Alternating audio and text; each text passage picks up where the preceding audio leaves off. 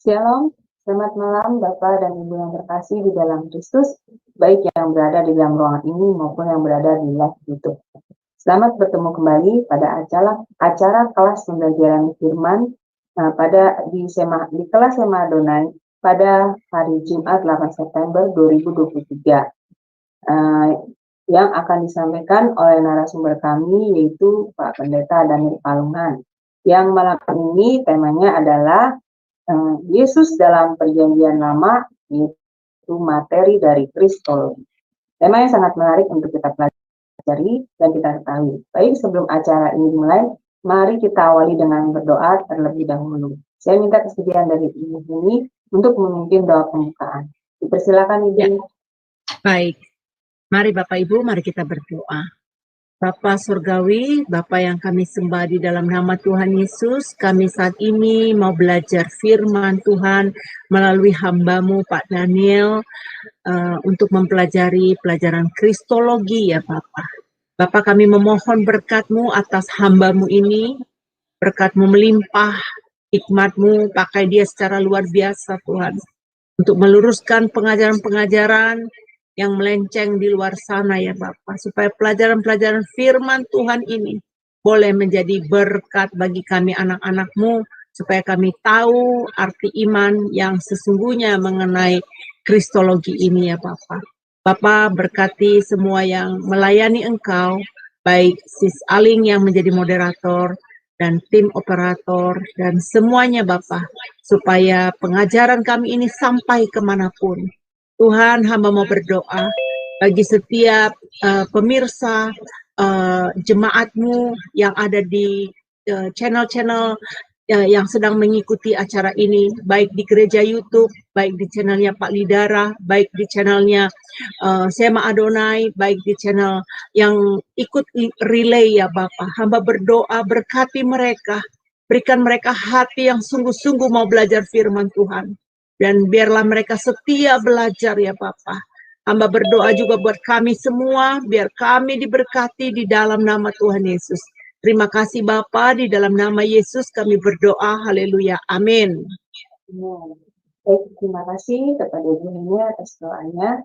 Baik, sebelum kita memulai acara pembelajaran, kita akan terlebih dahulu melihat profil dari Pak Pendeta Daniel Palungan dan juga tentang pengertian dari Kristologi. Silakan operator.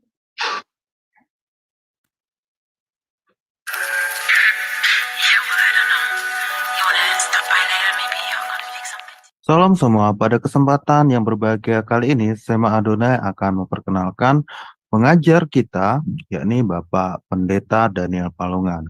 Dan berikut adalah profil singkat dari beliau. Bapak Pendeta Daniel Palungan, Emis MTH Demin, lahir di Tanah Toraja 10 Februari tahun 1960.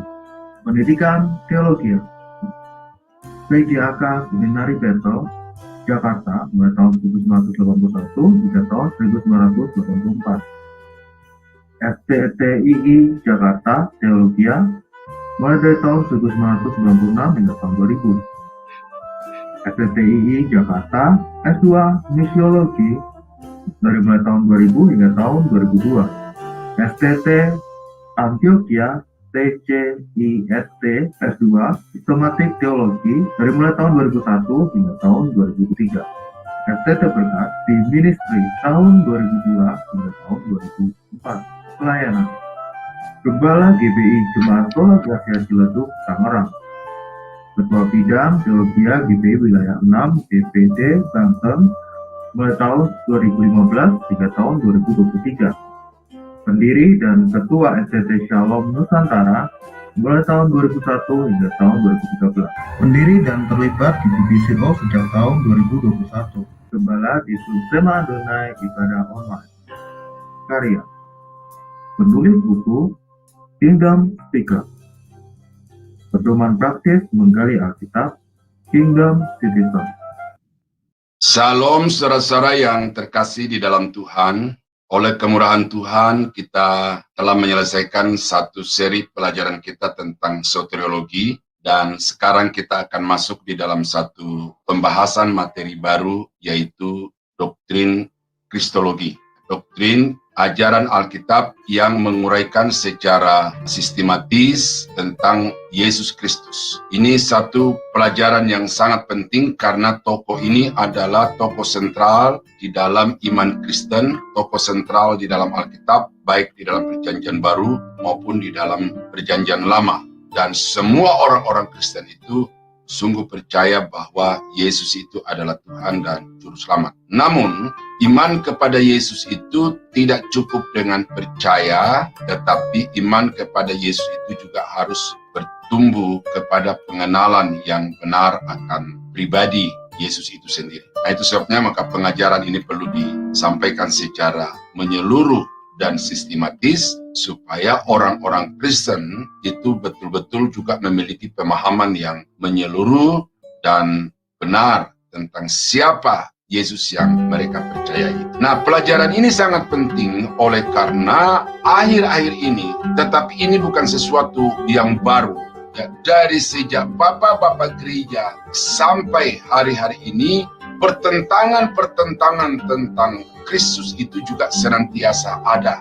Ada gereja-gereja yang juga secara denominasional itu sudah berdiri dan gereja itu jelas-jelas tidak mau mengakui Yesus sebagai Tuhan. Dan kemudian pada hari-hari ini di Indonesia pada khususnya dan di dunia pada umumnya itu, dunia maya diguncangkan dengan ada pendeta yang sekian lama membaktikan diri kepada Yesus tetapi kemudian berbalik dan mengatakan Yesus bukan Tuhan, Yesus bukan Juru Selamat, Yesus bukan Gembala baik. Dan karena itulah maka saya sangat terbeban dan merasa bertanggung jawab untuk mengajarkan juga ini kepada Bapak Ibu, supaya Bapak Ibu tidak mudah lagi diombang-ambingkan oleh pengajaran-pengajaran yang hanya berbasis kepada argumentasi-argumentasi yang asumtif dan bukan argumentasi yang dibangun berdasarkan fakta data dari Alkitab.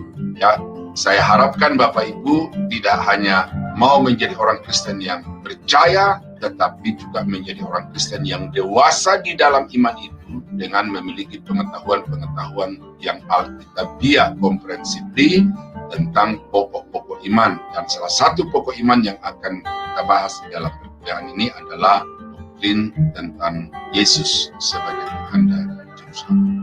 Ya, akan ada banyak pergumulan-pergumulan tentu, tetapi saya berharap dan saya akan berusaha dengan sekuat tenaga untuk mencoba menyampaikan kepada Bapak Ibu ayat-ayat Alkitab yang mengisahkan tentang Yesus itu sebagaimana yang dimaksud oleh Alkitab itu dan oleh para penulis. Saya mengharapkan supaya Bapak Ibu mengikuti sesi demi sesi yang kemudian pada akhirnya saudara akan mengambil satu kesimpulan yang tepat bahwa Yesus itu adalah Tuhan dan Yesus itu adalah Juru Selamat. Nah, kiranya Tuhan Yesus menolong saudara, memberikan kesehatan, memberikan waktu, dan memberikan niat yang baik untuk dapat mengikuti pelajaran ini dari awal sampai pada akhirnya. Baik, terima kasih kepada operator yang telah menayangkan profil dari Pak Pendeta Daniel Palungan dan juga pengertian tentang kristologi. Berarti kita sebagai anak Tuhan memang perlu belajar tentang doktrin kristologi agar kita sungguh-sungguh mengenal siapa Yesus yang kita imani dan kita percaya, supaya kita tidak mudah disesatkan oleh pengajaran-pengajaran yang tidak sesuai dengan kebenaran firman Tuhan. Baik, sebelum kita memulai kelas pembelajaran kita, saya akan menyapa terlebih dahulu kepada narasumber kita, yaitu Pak Pendeta Daniel Palungan. Shalom, selamat malam. Shalom, Bu Aling. Ya, gimana kabarnya, Pak? Sehat ya, Pak? Sehat. Amin, puji Tuhan. Baik, saya persilakan waktu selanjutnya kepada Pak Daniel. Persilakan, Pak. Terima kasih, Bu Aling, teman-teman semua.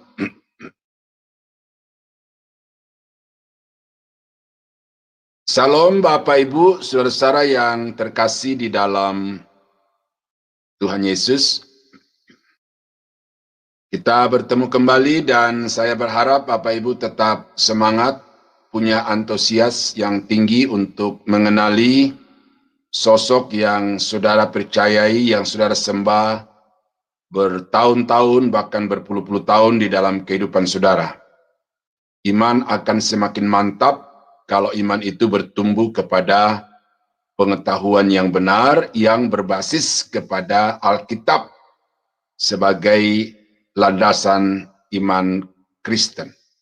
Nah, kita sudah membahas tentang Yesus di dalam kekekalan masa lampau, ya. Itu dulu yang saya sampaikan berkaitan dengan keberadaannya sebelum penciptaan atau sebelum keberadaan segala sesuatu di alam semesta ini. Dan itu juga ada perdebatan-perdebatan yang mengatakan bahwa Yesus itu memang ada sebelum ciptakannya alam semesta ini. Dia diciptakan lebih dulu daripada malaikat, lalu alam semesta. Tetapi kalau ayat-ayat yang kita sudah periksa minggu yang lalu itu, dapat kita ambil kesimpulan bahwa karena Yesus adalah pencipta, maka tidak mungkin dia diciptakan.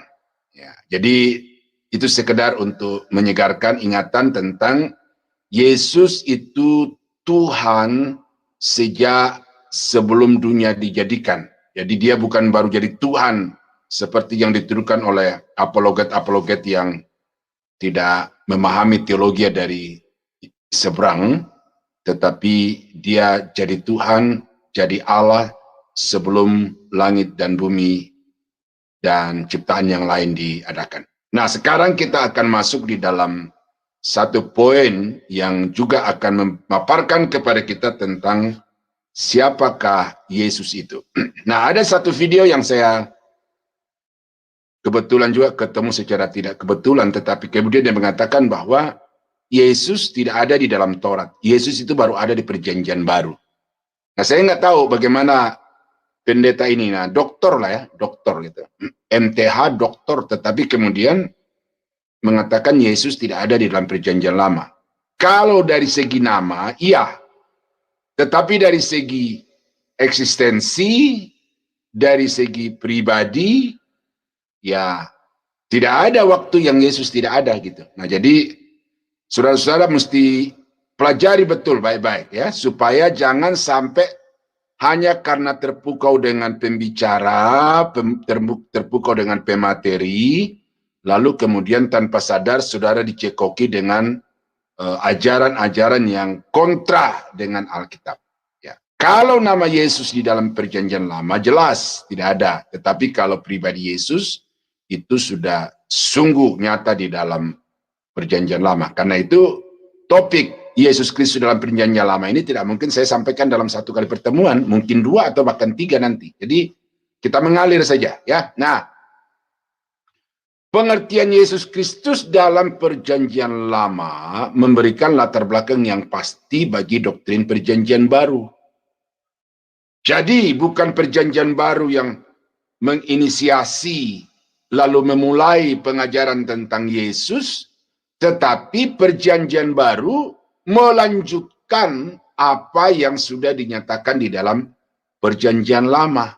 Perbedaannya adalah kalau di dalam Perjanjian Lama itu masih agak tersamar-samar, tetapi begitu sampai di Perjanjian Baru dinyatakan secara terang benderang. Nah, itu yang namanya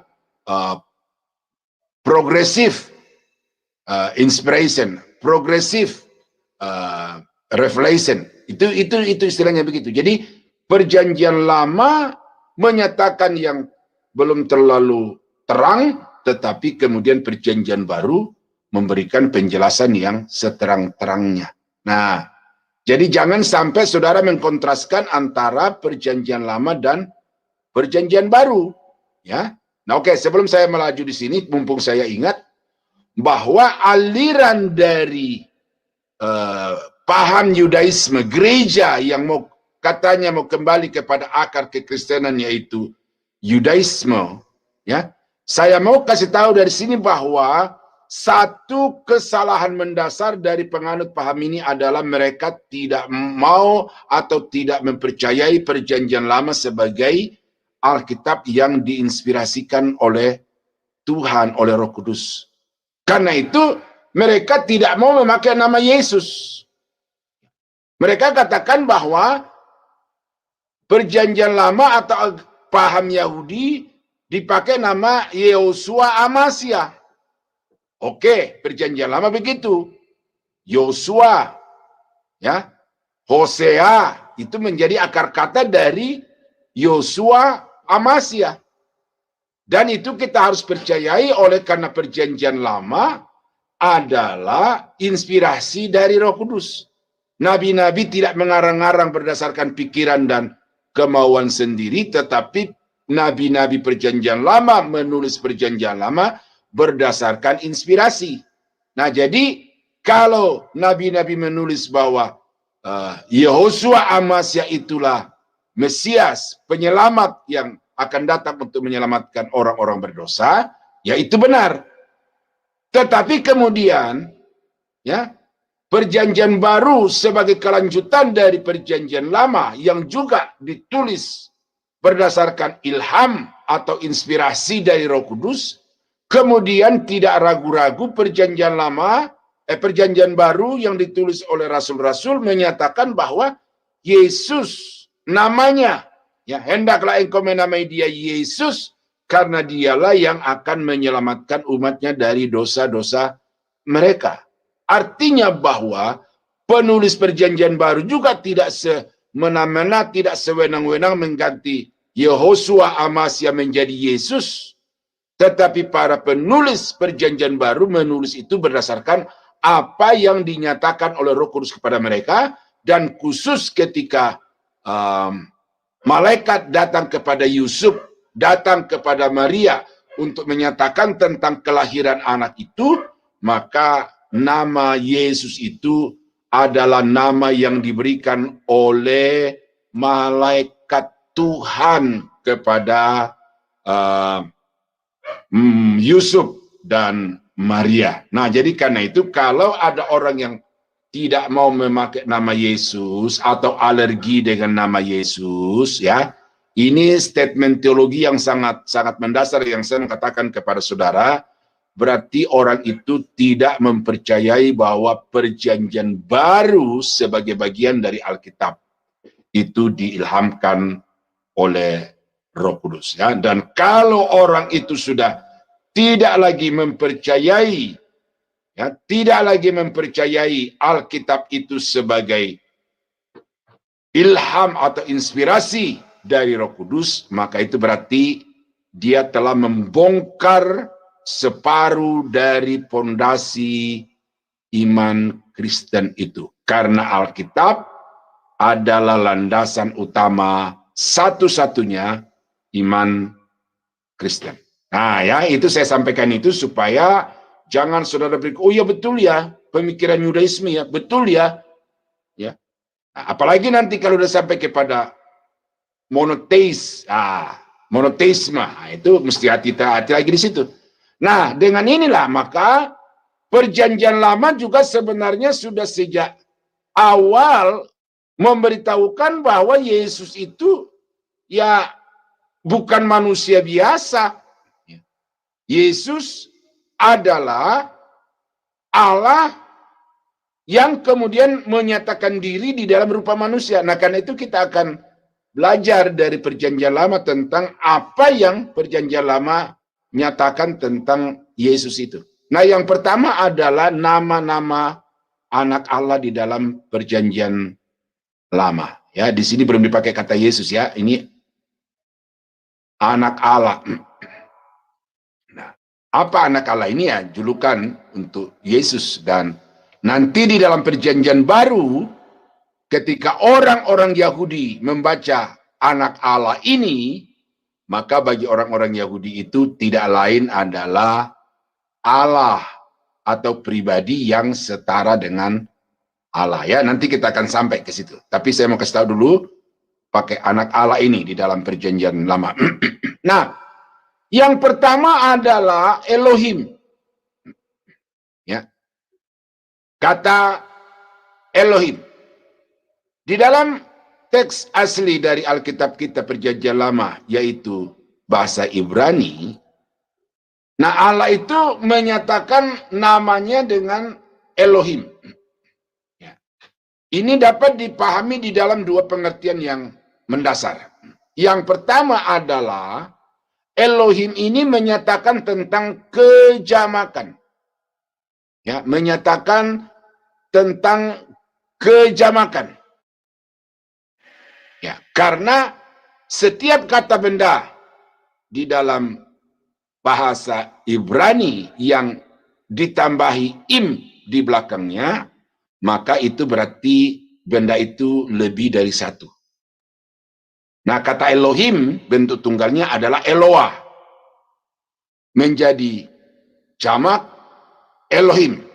Nah, itu jadi saudara orang-orang perjanjian penganut Yudaisme ya, coba diselesaikan kata Elohim ini ya dalam kaitannya dengan kejamakan Allah itu.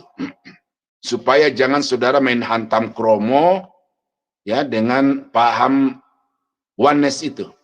Ya, sorry ya, saya sudah harus betul terang-terangan ini karena di pendahuluan tadi saya katakan saya merasa bertanggung jawab ya, kalau ada sesuatu yang sepengetahuan saya salah lalu saya tidak menyuarakan, itu berarti saya bertanggung jawab atas iman orang Kristen yang belum tahu tentang itu. Nah, jadi Elohim itu menyatakan tentang kejamakan Allah di dalam Alkitab. Karena itu Ulangan pasal 6 ayat 4 itu, dengarlah Israel, Allah kita itu Allah yang esa. Ya, bukan ecat, tetapi esa. Karena kalau tunggal itu pakai kata ecat, kalau compound number itu ya pakai kata esa. Nah, jadi itu. Nah, yang kedua, kata Elohim ini pertama kali muncul di dalam Kejadian pasal 1. Ya. Lalu dalam rangkaian kata-kata di dalam bahasa Ibrani itu ini agak unik. Ya, agak unik. Karena kata kerjanya yaitu bara adalah kata kerja yang di dalamnya ada orang ketiga tunggal. Bara. Tetapi kemudian Elohim. Jadi bara Elohim. Nah, kalau sebuah kata kerja di dalam bahasa Ibrani kemudian diikuti oleh pelaku dari pekerjaan itu berarti penekanannya kepada pelakunya, bukan kepada pekerjaannya itu atau kata kerjanya itu sendiri. Sebab tanpa disebutkan pelakunya di belakang kata itu, sudah di dalam kata itu sendiri sudah jelas. Pelakunya itu siapa? Laki-laki, perempuan, tunggal atau jamak. Tetapi karena di belakangnya disebutkan pelakunya yaitu person yang mengerjakan kata bara itu, maka kalau sampai kata kerjanya itu adalah orang ketiga tunggal, ya, orang ketiga tunggal, tetapi kemudian diikuti oleh kata benda jamak. Nah, ini yang saya bilang, dari segi konstruksi bahasa Ibrani-nya itu ya agak melanggar tata bahasa atau tatanan dari bahasa Ibrani itu. Tetapi seperti saya katakan itu, Elohim itu selain dia bermakna jamak, maka makna yang kedua daripada Elohim itu adalah Allah yang Maha Kuasa. Jadi, di dalam Kejadian pasal 1 itu, pada mulanya Allah yang Maha Kuasa menciptakan langit dan bumi. Ya, jadi bukan berapa banyak dari kata Elohim itu, berapa pribadi di dalam Elohim yang menciptakan itu, tetapi kata Elohim di dalam Kejadian 1 itu menyatakan tentang kemahakuasaan pribadi yang maha kuasa yang menciptakan langit dan bumi itu. Nah, jadi karena itu kalau kemudian kata Elohim ini disematkan kepada Yesus, maka berarti Yesus itu adalah Allah yang maha kuasa. Pribadi yang memiliki kekuasaan yang tertinggi. Ya, nanti kita baca di bagian-bagian lain di dalam Alkitab bahwa kata Elohim itu juga akhirnya dikenakan kepada manusia. Tetapi nanti kita akan pahami di situ dari segi konteks. Apakah Elohim itu adalah Tuhan adalah penguasa atas wilayah atau hal-hal tertentu, atau Elohim yang maha kuasa itu. Nah, itu konteks yang menjelaskan di situ. Karena Musa juga disebut sebagai Elohim bagi Firaun.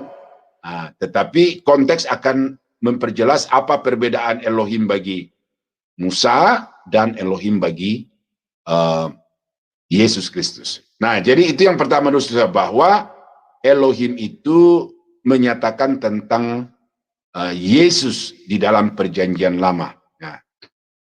Nah, dalam nubuatan tentang penjelmaannya, ia disebut sebagai Allah yang maha kuasa. Nah, Allah di situ adalah Elohim yang maha kuasa. Jadi jelas di dalam, saya baca ya supaya jangan sampai saudara kelewat nanti tidak membacanya. Yesaya pasal 9 ayat yang ke-6. Ya. Tapi di dalam Alkitab kita itu pakai di ayat yang ke-5 dalam kurung ya. 5 dan 6. Sebab seorang anak telah lahir untuk kita, seorang putra telah diberikan untuk kita, lambang pemerintahan ada di atas bahunya, dan namanya disebutkan orang penasehat ajaib. Ya, namanya disebutkan orang satu, penasehat ajaib. Namanya disebutkan orang dua, Allah yang perkasa. Namanya disebutkan orang tiga, Bapa yang kekal. Namanya disebutkan orang Raja Damai. Tuh, itu ada julukan-julukan yang diberikan oleh orang kepada putra yang dilahirkan itu, dan secara historis, secara alkitabiah jelas ini setiap kali perayaan Natal, ayat ini dibacakan karena semua orang-orang Kristen tahu bahwa Yesaya pasal 9 ayat 5 itu tidak bisa tidak, yaitu hanya berbicara tentang Yesus yang akan datang, yang lahir sebagai manusia di kandang domba yang hina. Nah, di situ dipakai kata Allah yang perkasa. Nah, kata Allah di situ diterjemahkan dari kata Elohim. Ya, saudara yang bisa bahasa Ibrani ya, nanti coba aja buktikan dari situ. Ya. Nah,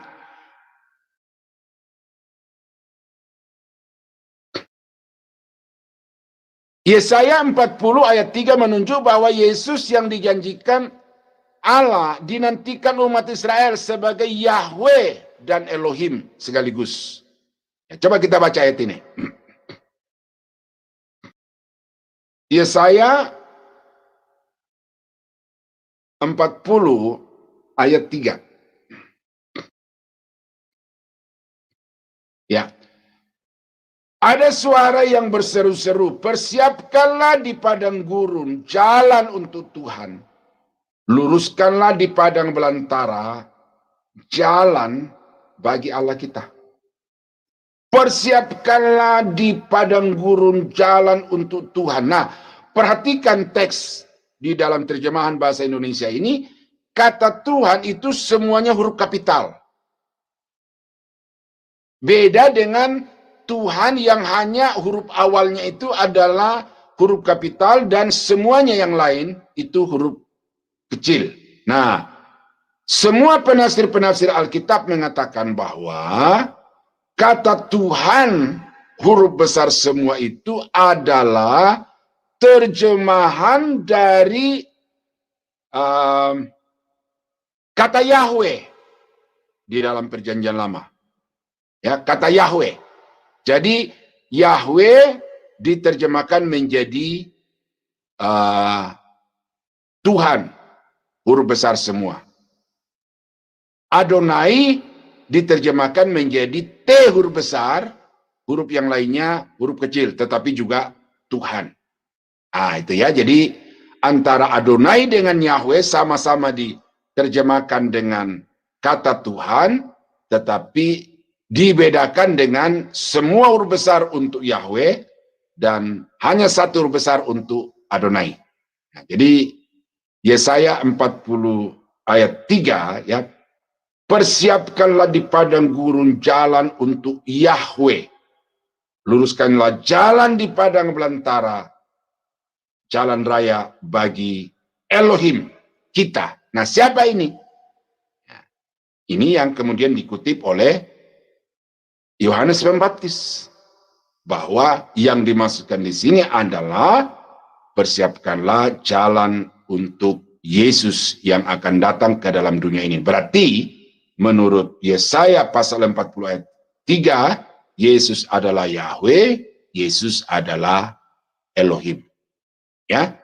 Jadi saya harap itu sudah semakin jelas ya.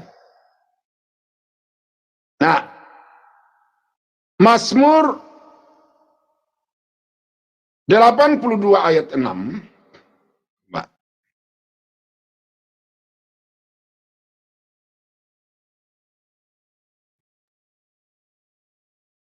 Ya. Aku sendiri telah berfirman, kamu adalah Allah dan anak-anak yang maha tinggi, kamu sekalian. Nah, ini memang di sini agak tidak begitu jelas ya. Tetapi kemudian kalau kita baca di dalam Yohanes pasal 10 ayat yang ke-43 ya, ketika orang-orang Yahudi menentang Yesus tentang pernyataannya sebagai Tuhan, sebagai Allah, maka Yesus mengutip ayat ini. Ya, mengutip ayat ini. Coba kita baca di dalam Yohanes 10 ayat yang ke-32 mulai sebenarnya, saya bacakan ya. Kata Yesus kepada mereka, banyak pekerjaan baik yang berasal dari Bapa-Ku yang kuperlihatkan kepadamu. Pekerjaan manakah di antaranya yang menyebabkan kamu mau melempari aku? Jawab orang-orang Yahudi itu, bukan karena suatu pekerjaan baik maka kami akan melempari engkau, melainkan karena engkau menghujat Allah dan karena engkau sekalipun hanya seorang manusia saja menyamakan dirimu dengan Allah. Nah, ini jadi konsep berpikir orang Yahudi, kalau seseorang itu disebut sebagai anak Allah, berarti orang itu menyamakan dirinya dengan Allah. Nah, karena itu Yesus sangat ditentang oleh orang-orang Yahudi, karena Yesus mengklaim diri bahwa dia adalah anak Allah, dan Yahweh itu adalah Bapanya. Nah, 34. Kata Yesus kepada mereka, tidakkah ada tertulis di dalam kitab Taurat kamu, aku telah berfirman kamu adalah Allah? Jikalau mereka kepada siapa firman itu disampaikan, disebut Allah, sedang kitab suci tidak dapat dibatalkan. Masihkah kamu berkata kepada dia yang dikuduskan oleh Bapa dan yang telah diutusnya ke dalam dunia, engkau menghujat Allah, karena aku telah berkata, aku anak Allah? Oh, jadi kalau kata itu katakanlah dinyatakan kepada manusia biasa di dalam Mazmur pasal 82 ayat 6 itu, dan itu karena Allah yang mengatakan, maka itu sah. Dan kalau sekarang saya sebagai anak Allah yang diutus ke dalam dunia ini untuk menyatakan Bapa dan untuk menyatakan pekerjaan-pekerjaannya kepada kamu dan kepada seluruh umat manusia, tidakkah aku berhak untuk menyatakan diri sebagai Elohim, sebagai anak Allah itu?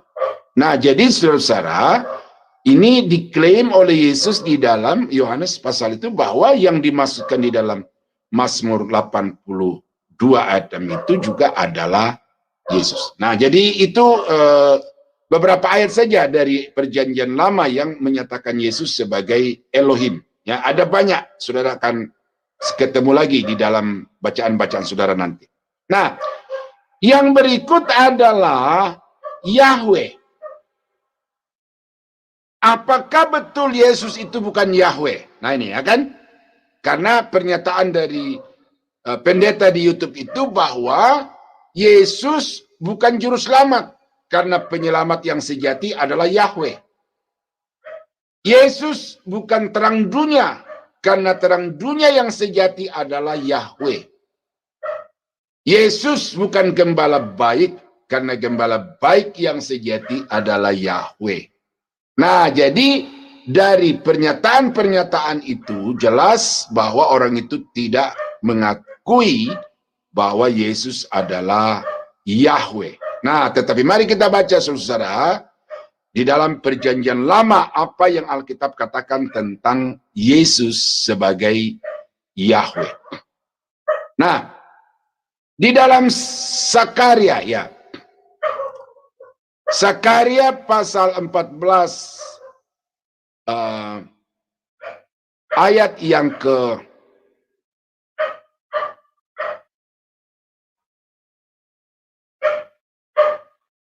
Sakaria 14 ayat yang ke-8 sampai dengan ayat yang ke-10.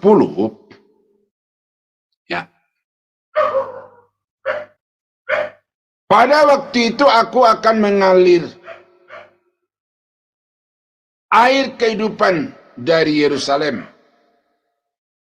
Pada waktu itu akan mengalir air kehidupan dari Yerusalem. Setengahnya mengalir ke laut timur dan setengahnya lagi mengalir ke laut barat. Hal itu akan terus berlangsung di dalam musim panas dan dalam musim dingin. Ya, ini nubuatan tentang pemerintahan mesianik di atas muka bumi, di mana Israel akan menjadi pusat peribadatan bagi bangsa-bangsa, dan Yerusalem akan menjadi tempat di mana orang datang untuk berbakti kepada Tuhan. Nah, ayat yang ke-9.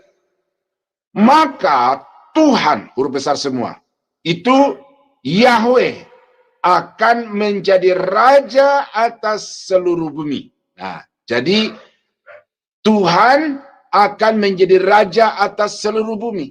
Siapa raja yang dinubuatkan di dalam pemerintahan mesianik di atas muka bumi 1000 tahun itu, yang sudah kita bahas di dalam kitab Wahyu dan juga di dalam doktrin eskatologi itu? Itu adalah Yesus. Ya, maka pada waktu itu Tuhan akan menjadi raja atas seluruh bumi. Pada waktu itu Tuhan, Tuhan Yahweh adalah satu-satunya dan namanya satu-satunya. Nah, jadi jelas di sini penekanan Nabi Sakaria bahwa Yahweh akan memerintah atas segala bangsa di seluruh permukaan bumi. Tetapi kalau kita baca di dalam doktrin-doktrin yang lain, khususnya dalam kitab Wahyu, maka yang memerintah di sini bukan Bapa, ya, karena waktu Yesus memerintah di atas muka bumi ini sebagai raja atas segala raja, maka Bapa akan tetap bertakhta di taktanya yang maha suci di dalam kerajaan surga. Ya, ini jangan saudara kemudian challenge saya sebagai apa namanya itu, ya, kesatuan dari Tritunggal itu, apakah bisa berpisah atau tidak. Tetapi secara nyata Alkitab mengatakan bahwa pada waktu Yesus memerintah sebagai raja di atas muka bumi ini, maka Yahweh itu duduk di atas taktanya yang maha suci di dalam kerajaan surga. Nanti di akhir dari pemerintahan mesianik yang 1000 tahun penuh damai itu, barulah dikatakan turun dari langit, ya, seorang yang memakai pakaian putih itu di dalam Wahyu pasal 21 dan 22. Nah, itu saya menjelaskan ini supaya saudara jangan kemudian nanti salah paham, ya, bahwa Yesus dan Bapa tidak pernah berpisah, tetapi secara organisasi di dalam Tritunggal itu sudah ada job desk masing-masing yang harus dikerjakan, tetapi secara Tritunggal itu tidak ada satupun yang terlepas dari yang lainnya. Nah, ayat yang ke-10. Seluruh negeri ini akan berubah menjadi seperti Araba Yordan, dari Geba sampai ke Rimon di sebelah selatan Yerusalem. Tetapi kota itu akan menjulang tinggi dan tetap tinggal di tempatnya, dari pintu gerbang Benyamin sampai ke tempat pintu gerbang yang dahulu, yakni sampai ke pintu gerbang sudut, dan dari menara Hanalel sampai ke tempat pemerasan anggur itu. Ya.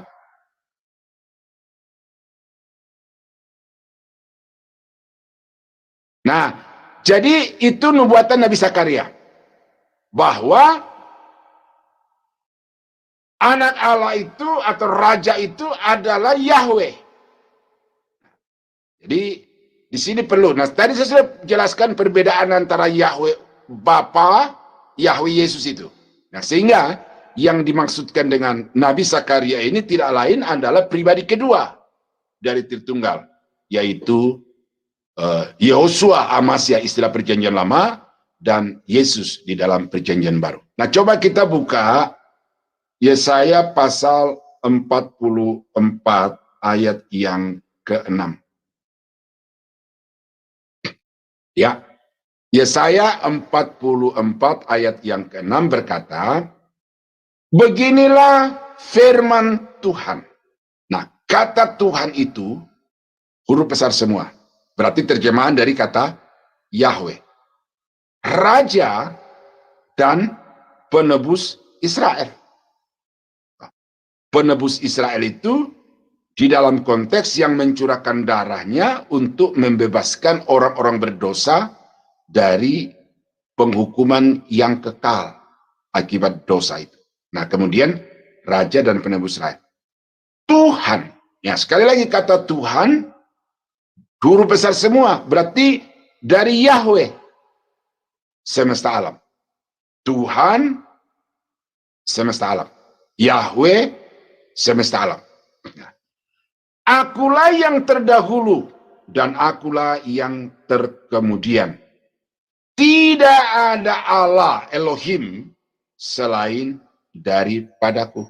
Nah, siapa yang berbicara di sini? Itu coba kita buka Wahyu pasal 1 ayat yang ke-17. Ya. Wahyu pasal 1 ayat yang ke-17. Ini penglihatan Yohanes di Pulau Patmos yang berkata, ketika aku melihat dia, tersungkurlah aku di depan kakinya sama seperti orang yang mati. Tetapi ia meletakkan tangan kanannya di atasku, lalu berkata, janganlah takut, akulah yang awal, aku adalah yang awal dan yang akhir. Nah, lalu dalam pasal 22 ayat yang ke-13, aku adalah Alfa dan Omega, yang pertama dan yang terkemudian, yang awal dan yang akhir. Itu dua kali diklaim oleh Yesus di dalam kitab Wahyu, bahwa yang awal dan yang akhir itu adalah Dia, yang pertama dan yang terakhir itu adalah Dia, Alfa dan Omega itu adalah Dia. Nah, kemudian sejak Perjanjian Lama, kata yang terdahulu dan yang terkemudian itu sudah dinyatakan. Dan siapa yang mengatakan itu adalah Yahweh, yang tidak lain adalah Yesus.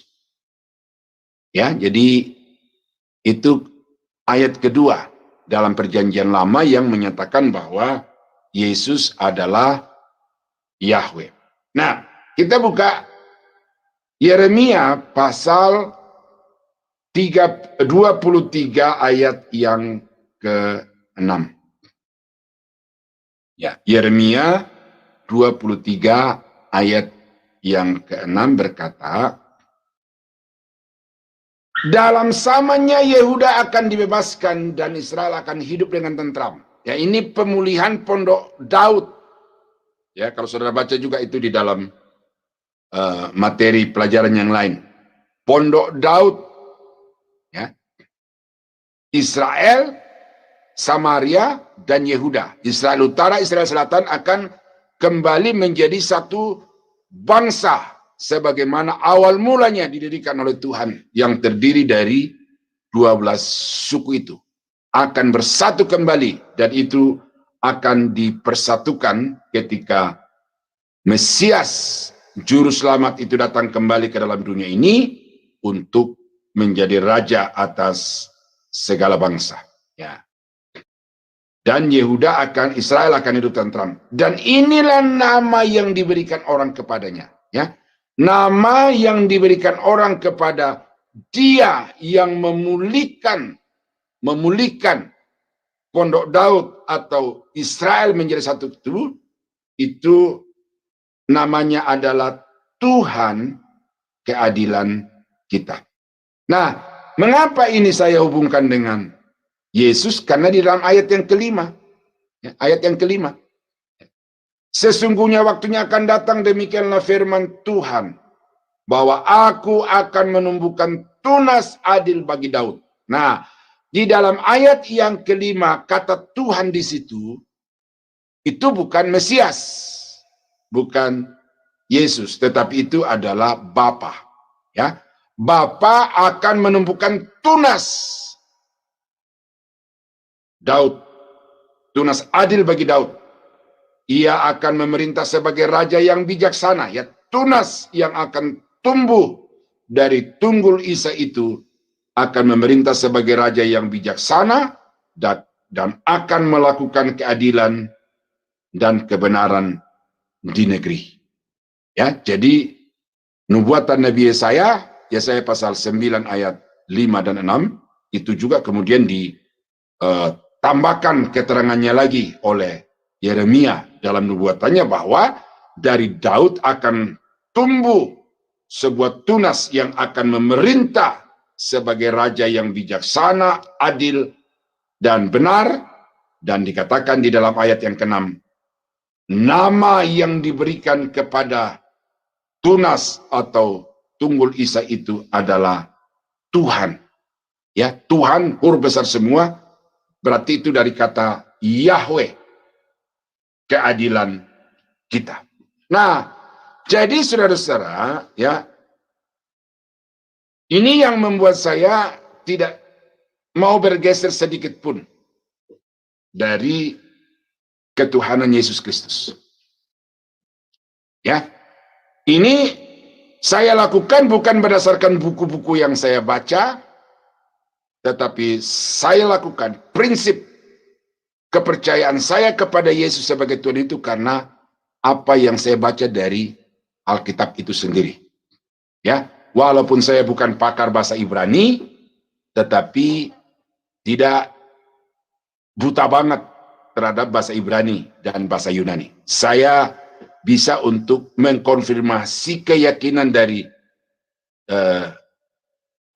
terjemahan lain berdasarkan bahasa aslinya. Dan itu 3 ayat ini sudah cukup membuktikan bagi saya bahwa Yesus itu tidak lebih rendah daripada Yahweh yang dipahami oleh orang-orang tertentu, karena Yesus itu sesungguhnya adalah juga Yahweh.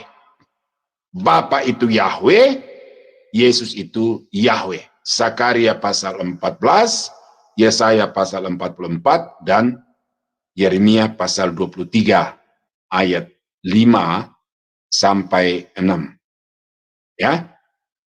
Nah, kemudian di dalam Mazmur pasal 68 ayat yang ke-19, coba kita baca ayat ini.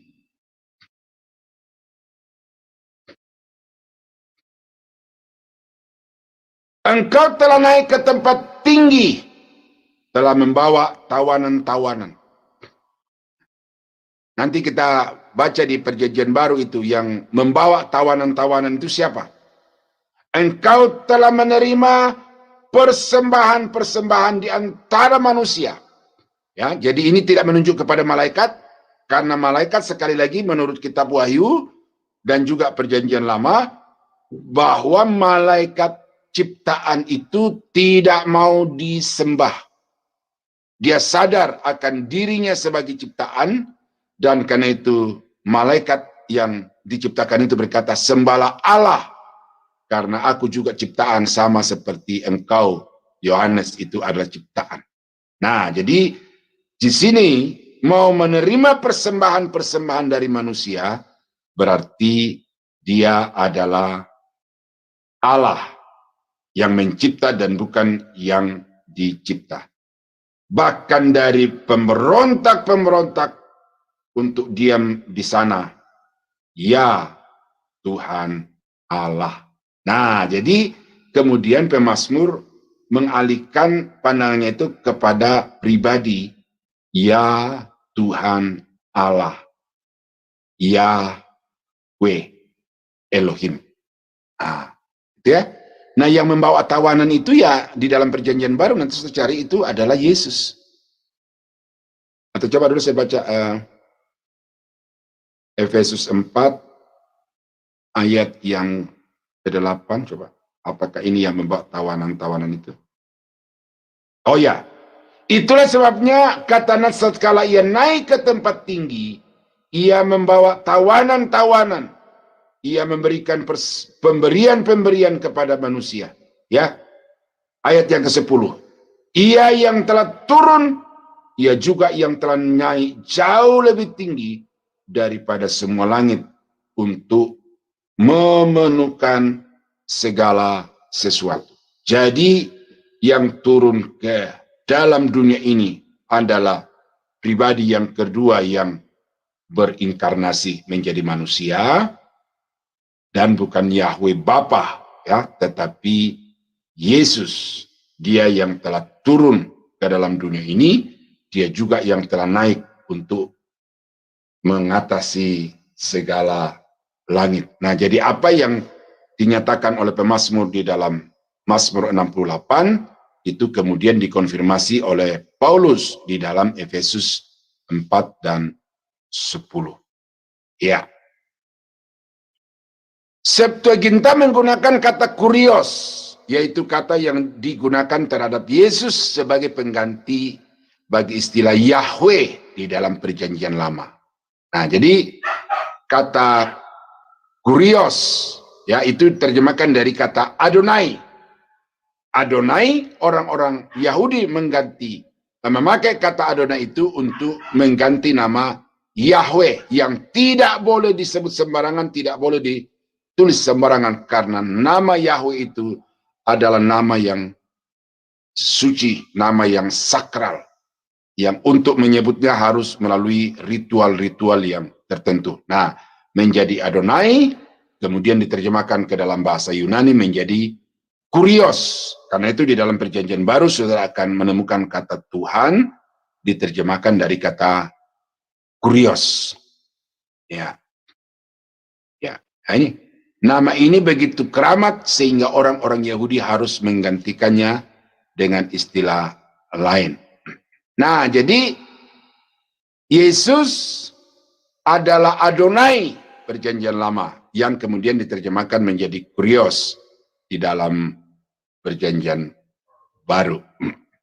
Nah, Adonai, ya, Elohim sudah, Yahweh sudah, Adonai. Nah, ini Adonai sudah disebutkan di dalam poin 4D sebenarnya. Ini poin 4D harusnya turun ke bawah nanti, ya. Nama ini sering dipakai dengan pengertian Tuhan maupun Tuan. Ya. Karena kata Tuan atau kurios itu di dalam pengertian dari bahasa Yunaninya, Yunania adalah pemilik. Tuan itu. Jadi budak-budak itu punya tuan-tuan. Ya. Atau punya kurios masing-masing budak itu. Nah, itu sebabnya maka kalau saudara membaca kata kurios di dalam perjanjian baru, saudara mesti menyiapkan dua variabel kemungkinan terjemahan. Apakah itu Tuhan atau apakah itu Tuan. Nah, tentu nanti konteks yang akan membedakan mana yang pas diterjemahkan dengan Tuhan, mana yang pas diterjemahkan dengan Tuhan. Kalau konteks itu berbicara tentang Tuhan yang menciptakan langit dan bumi, maka itu tidak bisa tidak harus Tuhan. Tetapi kalau Tuhan yang menjadi pemilik atas sebidang tanah, yang pemilik atas ternak-ternak tertentu, pemilik atas budak-budak tertentu, maka itu manusia biasa. Seperti Abraham dipanggil oleh istrinya Sarah sebagai kurios. Ya, itu ya. Nah. Di dalam Mazmur 110 ayat 1, saya belum baca ini ayat.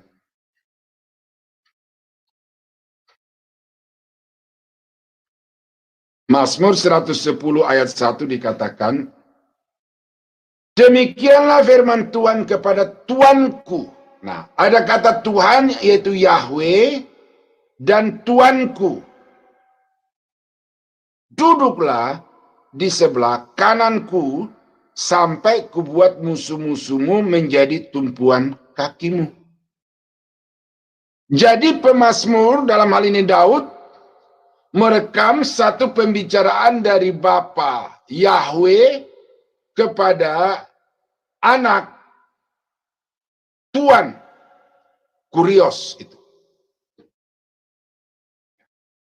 Duduklah di sebelah kananku. Nah, ini walaupun dipakai kata Tuhan dan bukan Tuhanku, tetapi karena ada penjelasan selanjutnya, duduklah di sebelah kananku, maka orang yang duduk di sebelah kanan Bapa itu bukanlah manusia biasa, tetapi itu adalah pribadi yang istimewa. Ya, ini kata duduk di sebelah kanan ini juga saudara-saudara itu menjadi apa ya, sering menjadi bahan tanya di YouTube itu, dan mungkin di sini saya singgung sedikit saja.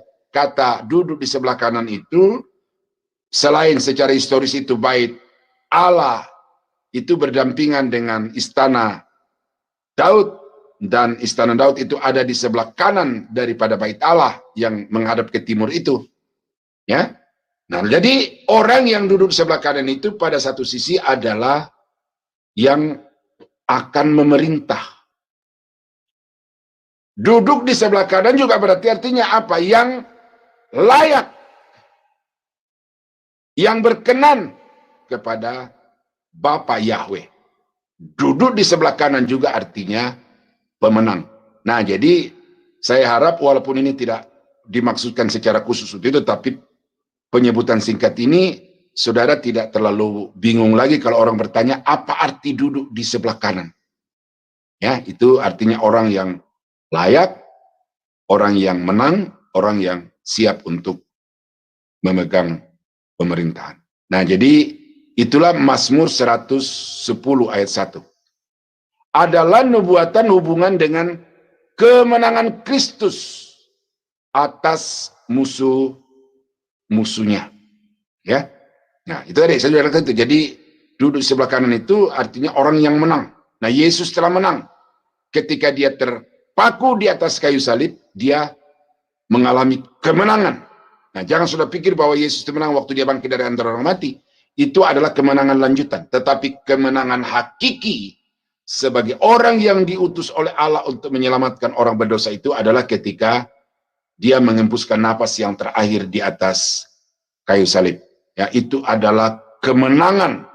Karena dengan matinya di atas kayu salib, dia telah menggenapkan seluruh rencana dan karya Allah untuk menyelamatkan orang-orang berdosa. Ya, mungkin dari sudut pandang iblis, wah kita menang karena Yesus sudah mati. Yesus sudah tidak berdaya, penyelamatan orang berdosa sudah tidak ada lagi. Tetapi tanpa sadar, iblis sesungguhnya ketika Yesus mati di atas kayu salib, itu dia menjadi pecundang. Oleh karena apa? Karena semua rencana iblis untuk menggagalkan rencana dan karya penyelamatan Allah atas orang-orang berdosa itu gagal total. Karena Yesus berhasil untuk mewujudkan rencana Bapa, mati di atas kayu salib untuk keselamatan orang-orang berdosa. Nah, karena dia menang, maka dia duduk di sebelah kanan Yahweh Bapa itu.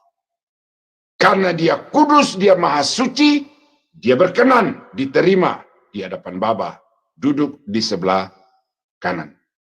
Nah, akan memerintah itu merujuk kepada Yesus yang akan menjadi raja atas segala raja di atas muka bumi ini. Nah, jadi karena itu kata Adonai, ya, itu sangat-sangat jelas menunjuk kepada Yesus sebagai Tuhan, pemilik, penguasa atas alam semesta. Ya. Nah, ayat-ayat perjanjian baru ini nanti saudara tinggal bandingkan saja nanti di rumah ya. Nah, kemudian di dalam perjanjian lama, saudara juga akan menemukan kata malaikat Yahweh. malaikat Yahweh. Ini kalau diterjemahkan ke dalam Alkitab kita bahasa Indonesia itu, ini malaikatnya seperti ini tulisannya, tetapi Yahweh-nya ini ditulis dengan Tuhan huruf besar semua, ya. Tuhan dengan huruf besar semua.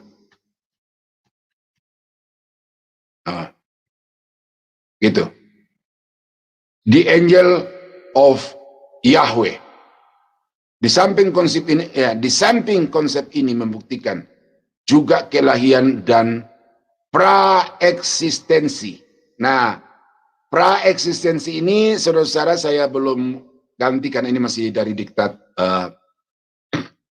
dosen saya. Ini nanti saya akan ganti ini dengan, atau saya kasih penjelasan di bagian lainnya. Karena Yesus tidak pernah menjadi tidak ada. Nah, tetapi yang dimaksud dengan eksistensi di dalam kata ini adalah ciptaan. Jadi Yesus sebelum penciptaan, keberadaan Yesus sebelum penciptaan, eksis, ya. Apa yang eksis itu? Jadi keberadaan Yesus sebelum ciptaan. Nah, kata praeksistens artinya bahwa Yesus itu sudah ada sebelum segala ciptaan. Tetapi Yesus sendiri tidak pernah ada satu masa atau detik yang dia tidak ada. Ya, jadi bukan praexistence of Jesus, tetapi praexistence of universe. Ya, itu yang saya akan kasih penjelasan ini secara tertulis. Tetapi secara lisan ini saya sudah jelaskan kepada Bapak Ibu supaya nanti jangan sampai kemudian kata ini menjadi multitafsir. Ya, yang dimaksud dengan praeksisten di sini adalah alam semesta.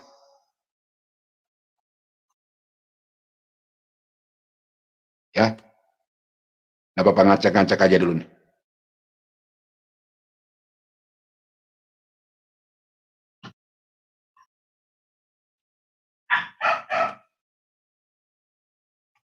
Ya, alam semesta.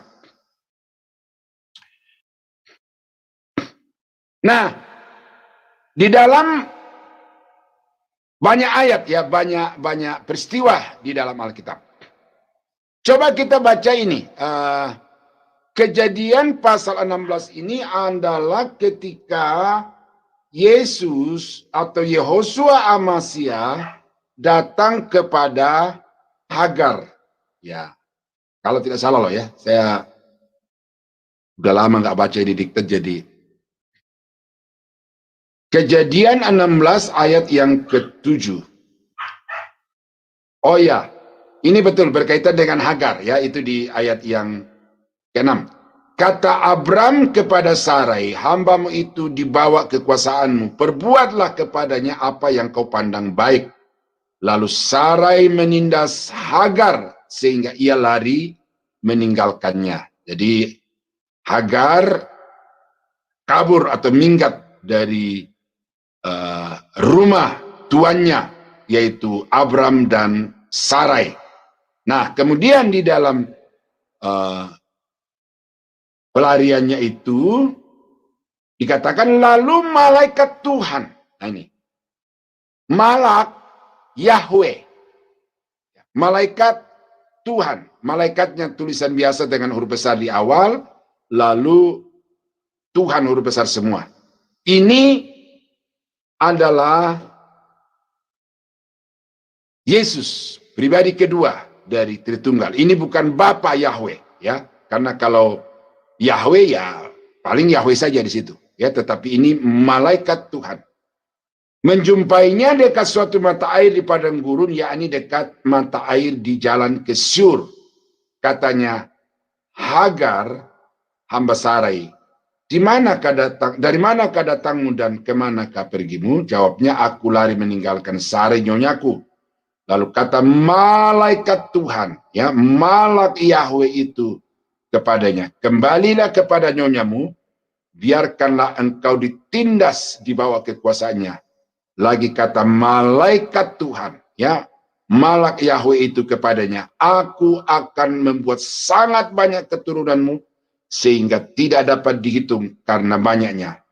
Selanjutnya, kata malaikat Tuhan ayat 11 itu kepadanya, engkau mengandung dan akan melahirkan seorang anak laki-laki dan akan menamainya Ismail, sebab Tuhan Yahweh. Nah, ini Yahweh, tidak ada malaikat Tuhan. Berarti pribadi yang lain yang berbeda dari malaikat Tuhan. Ya, ini hanya Yahweh, sebab Yahweh telah mendengar tentang penindasan atasmu itu. Seorang laki-laki yang lakunya seperti keledai liar, demikianlah nanti anak itu. Tangannya akan melawan tiap-tiap orang, dan tangan tiap-tiap orang akan melawan dia. Dan di tempat kediamannya, ia akan menentang semua saudaranya. Kemudian Hagar menamakan Tuhan yang telah berfirman kepadanya itu dengan sebutan, engkaulah El Roi. Nah, yang berkata kepada Hagar ini adalah malaikat Tuhan. Tetapi kemudian Hagar dengan tanpa ragu mengatakan Yahweh. Dan Yahweh itu kemudian diberi gelar El Roi. Sebab katanya, bukankah di sini kulihat dia yang telah melihat aku? Sebab itu sumur tadi disebutkan orang sumur Lahairoi, letaknya antara Kades dan Beret. Nah, itu malaikat Tuhan. Ya, jadi bagaimana pribadi kedua dari Allah Tritunggal itu di dalam Perjanjian Lama menyatakan diri di dalam wujud malaikat, ya, tetapi dia bukan malaikat biasa. Dia adalah malaikat Yahweh, yaitu Allah pribadi yang kedua menyatakan diri kepada manusia dalam rupa manusia, ya, malaikat yang mengambil rupa manusia. Nah, Kejadian 22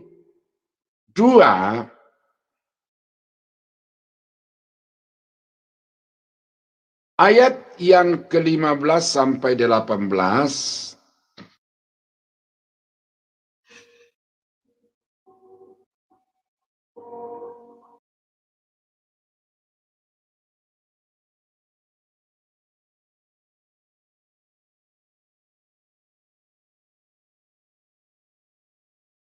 ini adalah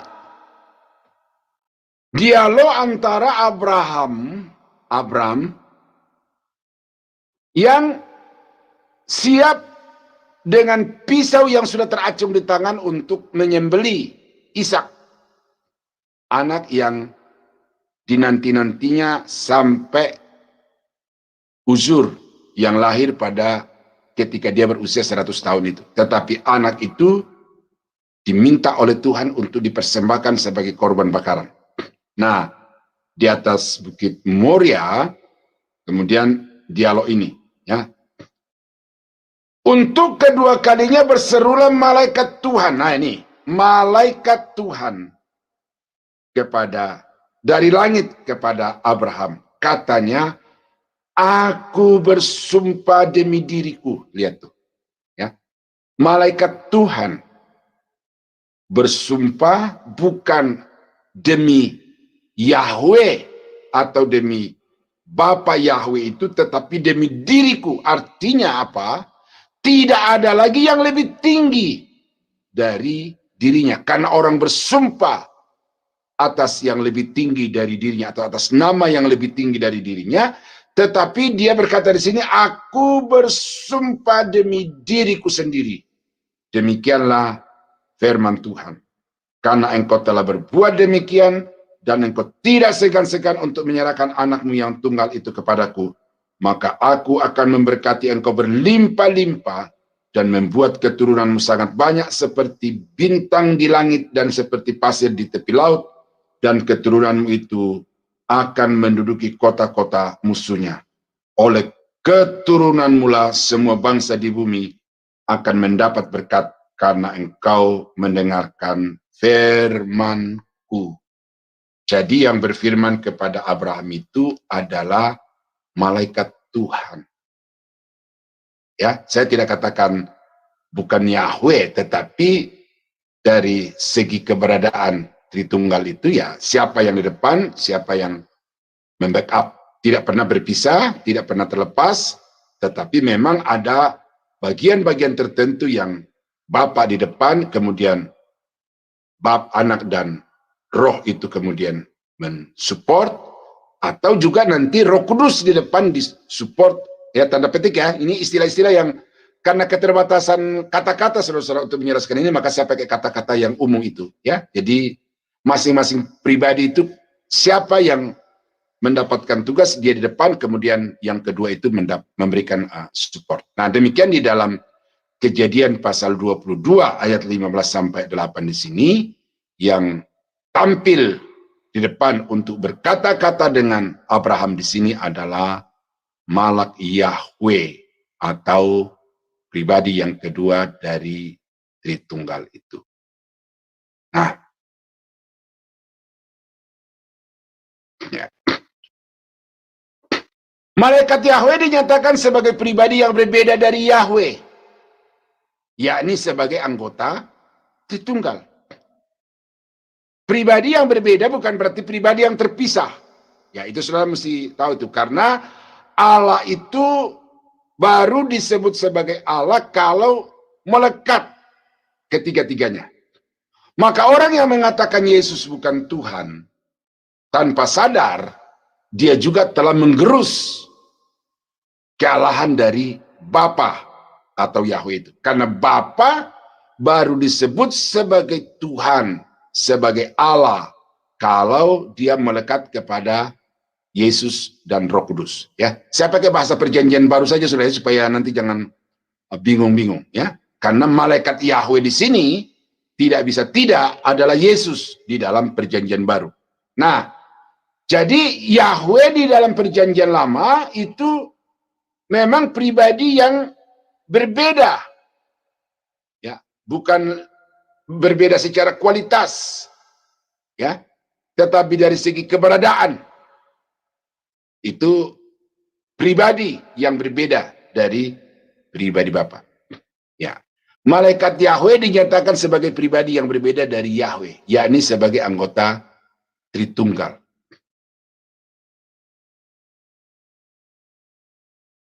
Ya, coba kita baca ini ya. Kejadian pasal 24 ayat yang ke-7. Tuhan Yahweh Allah Elohim yang empunya langit, yang telah memanggil aku dari rumah ayahku serta dari negeri sanak saudaraku, dan yang telah berfirman kepadaku serta bersumpah kepadaku demikian, kepada keturunan mula akan kuberikan negeri ini. Dialah juga yang akan mengutus malaikatnya berjalan di depanmu, sehingga engkau dapat mengambil seorang istri dari sana untuk anakku. Ya, ini Abraham kepada bujangnya yang diutus ke rumah Laban untuk mencari istri bagi Ishak. Nah, di dalam ayat yang ke-40 coba, karena di ayat yang ke-7 di situ masih multitafsir, bisa malaikat ciptaan, bisa malaikat Yahweh, tetapi di situ tidak ada keterangan malaikat Yahweh. Nah, di dalam ayat yang ke-40,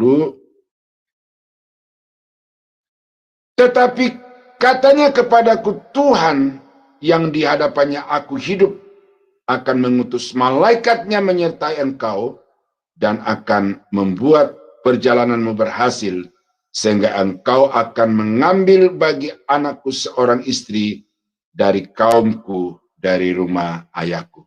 Oh, ini juga tidak terlalu tegas ya, ini mesti ditafsir. Ya. Nah, itu beberapa ayat, saudara. Coba kita buka dulu di dalam Yosua.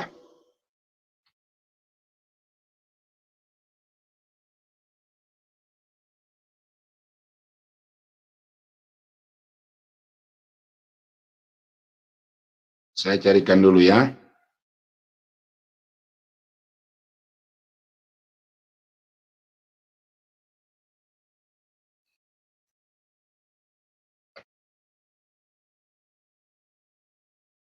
Ya, ini adalah pertemuan antara Yosua dengan satu sosok yang tidak dimengerti atau tidak dikenal secara langsung dan pribadi oleh Yosua. Ya. Yosua pasal 5 ayat yang ke-13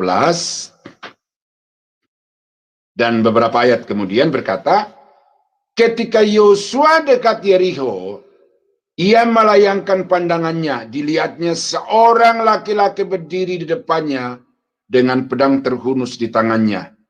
Yosua mendekatinya dan bertanya kepadanya, kawankah engkau atau lawan? Jawabnya, bukan. Ya, artinya bukan kawan, bukan lawan, tetapi akulah panglima bala tentara Tuhan. Panglima bala tentara Tuhan, huruf besar semua. Sekarang aku datang. Lalu sujudlah Yosua dengan mukanya ke tanah, menyembah dan berkata kepadanya, apakah yang akan dikatakan Tuanku kepada hambanya ini? Dan panglima bala tentara Tuhan itu berkata kepada Yosua, tanggalkanlah kasutmu dari kakimu, sebab tempat engkau berdiri itu kudus. Dan Yosua berbuat demikian. Nah, ini jelas bukan malaikat, ya, karena Yosua bersujud menyembah dan panglima bala tentara Tuhan ini sama sekali tidak menolak. Ya, ini berbeda dengan malaikat-malaikat, baik di dalam Perjanjian Baru khusus di Kitab Wahyu maupun di tempat-tempat yang lain. Nah, ini berarti apa? Ini berarti lebih tinggi dari malaikat. Ini tidak lain adalah malaikat Tuhan yang menyatakan diri kepada manusia. Ya, Allah yang menyatakan diri kepada manusia di dalam rupa malaikat yang juga berwujud manusia itu. Nah, jadi ini istilah lain itu, ini namanya teofani. Nah, jadi teofani di dalam Perjanjian Baru, Perjanjian Lama atau malaikat Tuhan itu adalah perwujudan pribadi kedua dari Tritunggal yang datang untuk menyapa dan menyatakan diri kepada umat manusia. Nah, jadi sebelum sampai di situ, saudara, mungkin saya akan berhenti sampai di sini. Minggu depan kita akan melanjutkan. Oke, Bu Aling, saya kembalikan untuk sementara sambil memberi kesempatan kepada teman-teman untuk bertanya. Ya, ini mohon to the point pertanyaannya, saudara, karena waktu kita sudah sangat singkat ya, sampai 8.30 saja, guys. Monggo. Ya, baik. Terima kasih Pak Daniel untuk penjabaran materinya malam ini ya, luar biasa. Baik, sebelum kita memulai pada sesi tanya jawab dan diskusi, maka kami akan melayangkan terlebih dahulu acara-acara channel Sema Adonai seminggu ke depan dan juga channel-channel yang relay gitu. Dipersilakan. Ya, baik. Bapak Ibu yang terkasih di dalam Tuhan, malam ini jam 21.00 masih ada pelajaran yang dari pelajaran sejarah penebusan. Ini diambil dari buku seri kedua, yaitu Pertemuan yang Tak Terlupakan. Hari ini adalah pertemuan yang ke-6, seri yang ke-6. Malam ini kita akan belajar 17 tempat perjalanan hidup Yakub. Jadi ada 17 perjalanan hidup Yakub. Dosennya malam ini adalah Pendeta Yudi Lengkong, ya, dan moderatornya adalah saya sendiri. Harap teman-teman tetap ikut karena ini pelajaran sangat penting buat kita. Dan pelajaran lanjutan dari Tuhan Gembala yang Baik, ini juga dosen saya di RBO yang akan mengajarkan topik ini, Dan moderatornya adalah Sis Aling sendiri ya. Besok Sabtu jam 19 WIB. Dan berikutnya ini adalah topik etika Kristen. Ini narasumbernya Bapak Pendeta Edi Kurniawan, moderatornya adalah Ibu Ana Chandra, dan jamnya besok hari Sabtu jam 21 WIB. Kemudian ini adalah ibadah online. Mungkin Anda yang ada di channel-channel lain yang ikut, mungkin ada beberapa dari siaran kami tidak di-live-kan di channel tersebut. Contoh di channelnya Pak Lidara dan juga di channelnya Gereja YouTube ya. Karena mereka sudah monotes, jadi ini ada musiknya, ada pujian penyembahannya. Bapak Ibu yang berminat untuk join, mari join bersama kami di YouTube Sema Adonai karena kami akan live-kan ya. Dan topiknya adalah memilih tetap bersama. Dan besok hari Minggu maksudnya minggu besok ini ya, 10 September jam 19 WIB ini akan disiarkan. Dan kalau Anda berminat untuk bergabung bersama kami sangat senang sekali.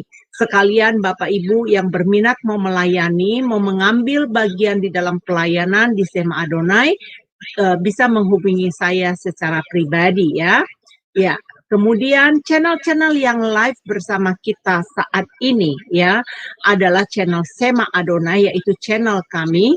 Kenapa saya katakan Bapak Ibu untuk subscribe channel ini? Karena ada beberapa renungan harian yang kami siarkan hanya di channel kami sendiri ya. Jadi tolong Bapak Ibu ikutin channel ini Sema Adonai dan Bapak Ibu bisa mengikuti pelajaran-pelajaran sebelumnya karena di sana saya sudah membuat playlistnya. Jadi gampang buat saudara untuk mengikuti pelajaran-pelajaran sebelumnya. Contoh pelajaran Kristologi hari ini adalah pertemuan yang ketiga. Pelajaran pertama dan kedua mungkin Anda tidak menemukannya di channelnya Pak Lidara dan atau di channel Gereja YouTube. Anda boleh bergabung melihatnya, mengikuti pelajaran Kristologi di Sema Adonai ya, channel Sema Adonai.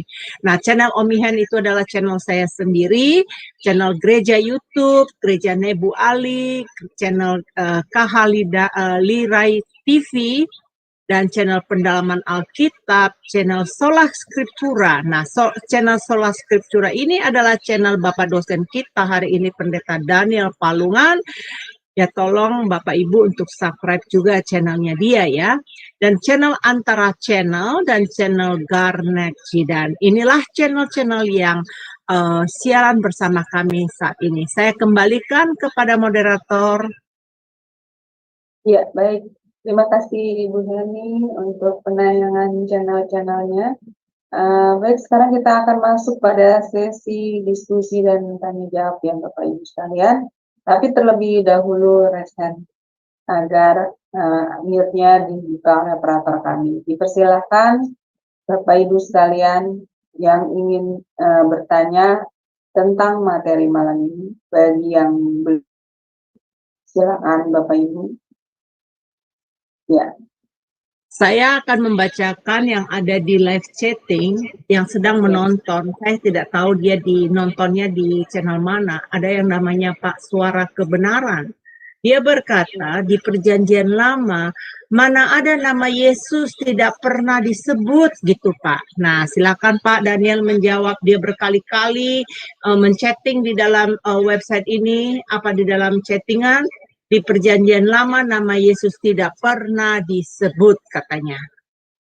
Ya, silakan Pak. Silakan Pak. Oke, terima kasih. Itu pertanyaan yang mau memojokkan itu. Tetapi di awal tadi saya sudah katakan bahwa Perjanjian Lama itu diinspirasikan Roh Kudus, Perjanjian Baru diinspirasikan Roh Kudus. Ya, kalau yang tadi bertanya itu memperhatikan apa yang saya katakan, dari situ sudah terjawab.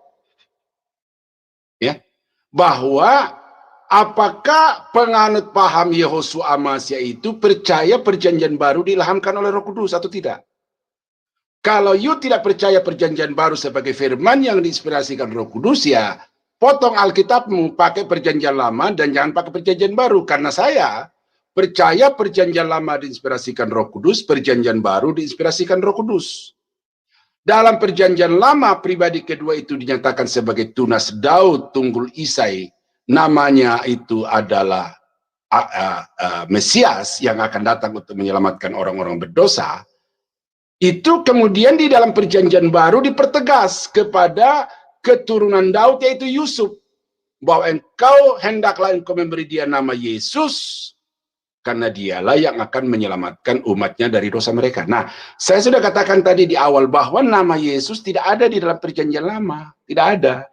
Mau baca sampai rambutnya rontok semua, saudara tidak akan ketemu nama Yesus dalam perjanjian lama.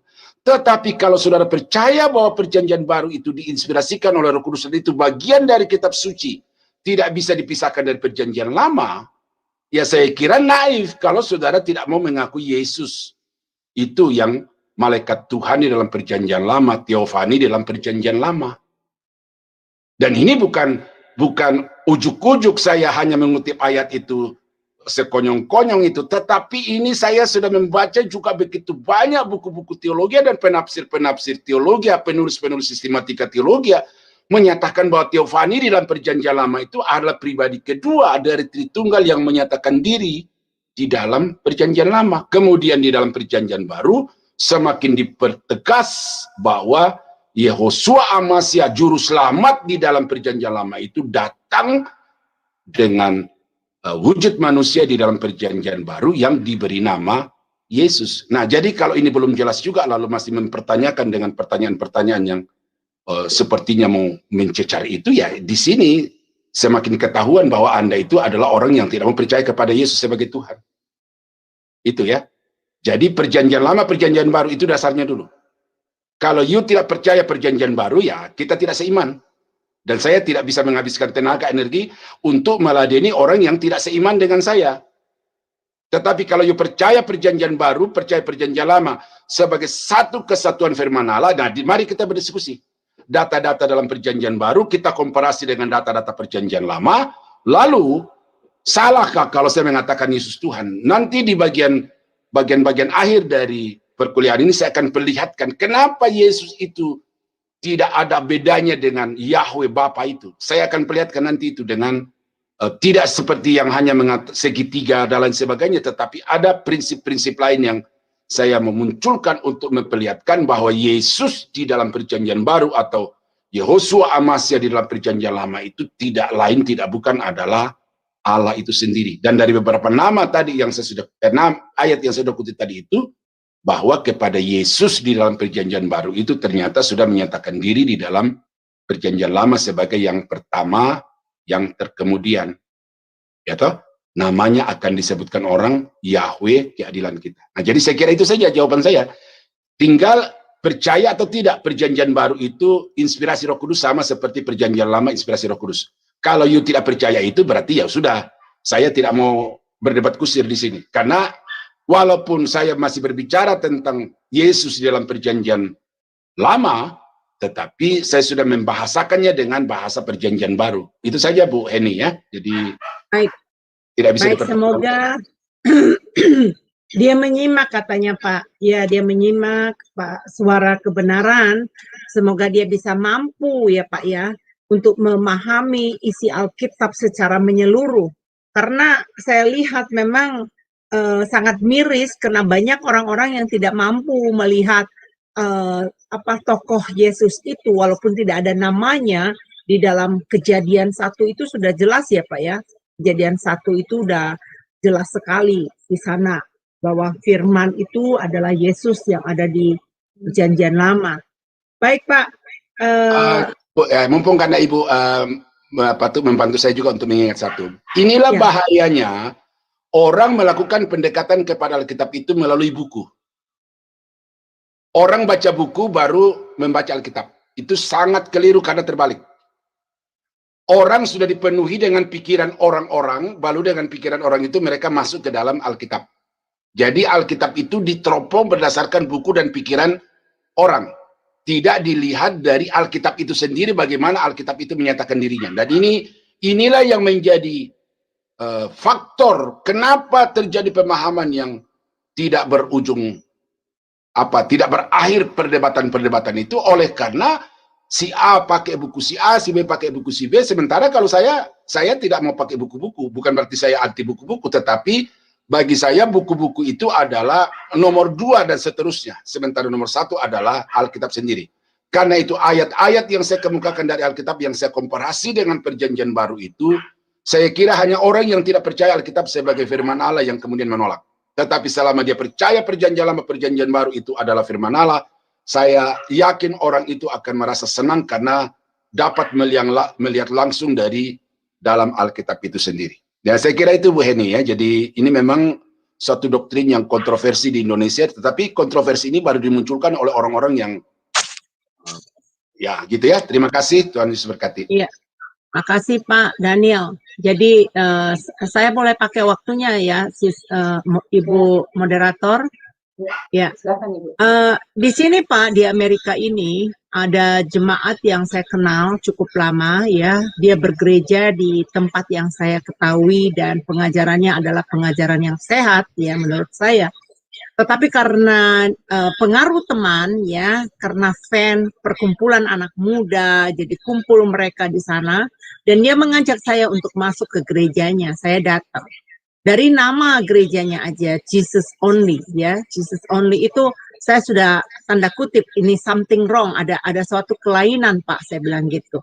Tetapi ternyata begitu. Jadi mereka memiliki pemahaman bahwa Yesus itu adalah Bapa. Jadi Yesus itu mati, yaitu Bapa itu mati buat kita. Nah, tapi saya nggak bisa arguing sama orang ini karena saya pikir dia udah terdoktrin.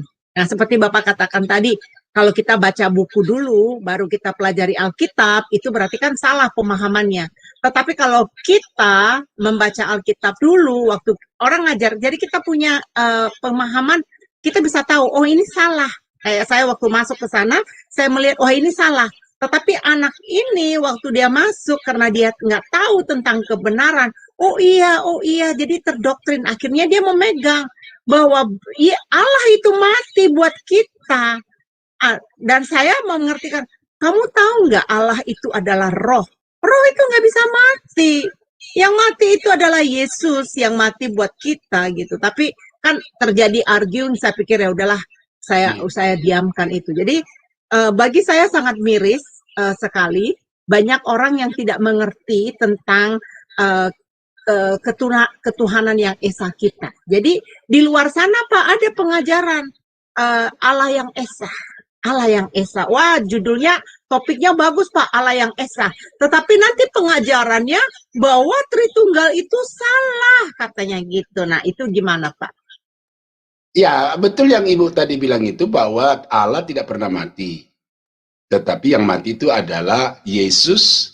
Nah, ini nanti saya belum bisa jelaskan di sini sekarang ini. Jadi Yesus yang manusianya, bukan Yesus yang Allahnya. Jadi itu nanti. Lalu inilah yang menjadi masalah dari kurikulum ya. Ini saya sampaikan karena Ibu di BBCO, di RBO. Kesalahan kurikulum dari kedua sekolah ini adalah dia tidak menjadikan Alkitab itu di pelajaran awal. Jadi orang sudah masuk isinya dulu baru dijelaskan apa Alkitab itu. Harusnya di pertemuan pertama setiap angkatan itu Alkitab ini dulu diajarkan. Apa sih Alkitab itu? Nah gitu. Nah ini kesimpulan saya adalah bahwa Alkitab Perjanjian Lama Perjanjian Baru itu adalah sama-sama diilhamkan Roh Kudus dan itu doktrin bibliologi. Nah, tetapi tempat di mana Ibu berkecimpung sekarang ini ya kurikulumnya itu yang menurut saya sangat keliru karena apa yang menjadi pelajaran pertama dijadikan pelajaran yang bahkan belakangan gitu loh. Nah, itu sebabnya maka pemahaman orang tentang bibliologi itu menjadi kacau dan makanya saya mengharapkan supaya sekolah itu merubah kurikulumnya. Alkitab itu taruh di awal supaya orang tahu bahwa Alkitab inilah dasar dari semua ajaran Kristen. Jangan kita masuk dulu yang detail-detailnya sementara keseluruhan Alkitab itu sendiri belum dipahami. Saya kira itu Bu Heni karena waktu kita sudah habis. Baik, silakan Bu moderator. Ya baik, terima kasih Bu Heni untuk partisipasinya. Baik, kita akan menutup kelas ini karena waktu juga sudah semakin mendekati pukul 9 ya. Setelah itu akan ada lagi kelas sejarah penebusan di pukul 9 waktu Indonesia Barat. Baik, Pak Daniel, mohon closing statement-nya dan juga pimpin doa untuk kelas kami. Ya. Silakan, Pak. Oke, terima kasih. Saudara-saudara, jadi mempelajari Yesus di dalam perjanjian lama itu hanya satu pola pembelajaran yang sistematis. Jadi kita tidak boleh ngacak, ya. Karena kita menyampaikan sesuatu materi itu secara ngacak, tidak berurutan, maka itu yang akan kemudian mengakibatkan pengajaran itu tidak sampai secara keseluruhan dan mendasar. Nah, oleh karena itu maka saya harap supaya saudara sabar, ya. Karena ini kita baru di awal-awal, belum sampai di ujung. Mungkin 10-12 kali pertemuan ke depan.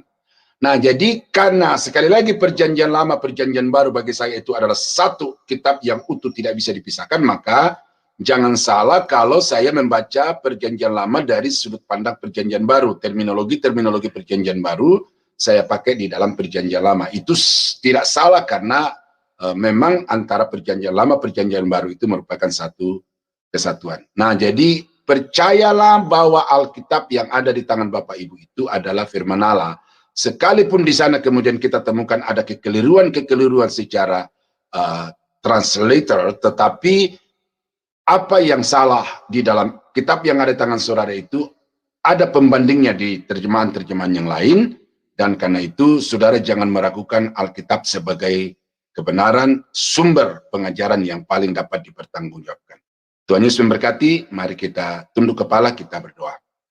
Bapa di surga, terima kasih untuk malam ini kami sudah belajar tentang sosok yang kami percayai sebagai Tuhan dan Juru Selamat, walaupun masih terbatas pada poin-poin tertentu, tetapi kiranya Tuhan memantapkan keyakinan kami terhadap apa yang sudah kami pelajari ini, dan kemudian dikembangkan secara terus-menerus, akhirnya kami dapat memahaminya secara keseluruhan. Terima kasih Bapak, teman-teman yang sudah begitu giat dan juga begitu setia di dalam mengikuti pembelajaran ini. Tuhan puaskan mereka dengan kedamaian dan sukacita dan juga berkat-berkat jasmani supaya mereka tidak merasa rugi di dalam pelayanan pengabdian mereka kepada Tuhan. Kami berdoa, kami akhiri kelas pada malam ini di dalam nama Yesus. Dan saudara-saudara yang kekasih di dalam Tuhan, kiranya anugerah dari Allah Bapa di dalam surga, damai sejahtera dari Tuhan kita Yesus Kristus, serta persekutuan kuat kuasa Roh Kudus kiranya menyertai Bapak Ibu sekalian dari sekarang sampai selama-lamanya. Dalam nama Yesus kami akhiri kelas ini. Haleluya. Amin. Amin. Terima kasih Pak Daniel untuk Memberkati. pengajarannya. Tuhan Ya. berkati lebih dan lebih lagi. Amin. Dan baik Bapak Ibu yang terkasih dalam Kristus, kelas ini akan tetap ada di hari Jumat mendatang di pukul yang sama, yaitu pukul 19.00 waktu Indonesia Barat. Baik, terima kasih. Tetap stay Bapak Ibu yang terkasih, karena setelah kelas ini masih ada kelas lanjutan, yaitu kelas sejarah penebusan. Terima kasih Bapak Ibu yang terkasih. Shalom, shalom, shalom.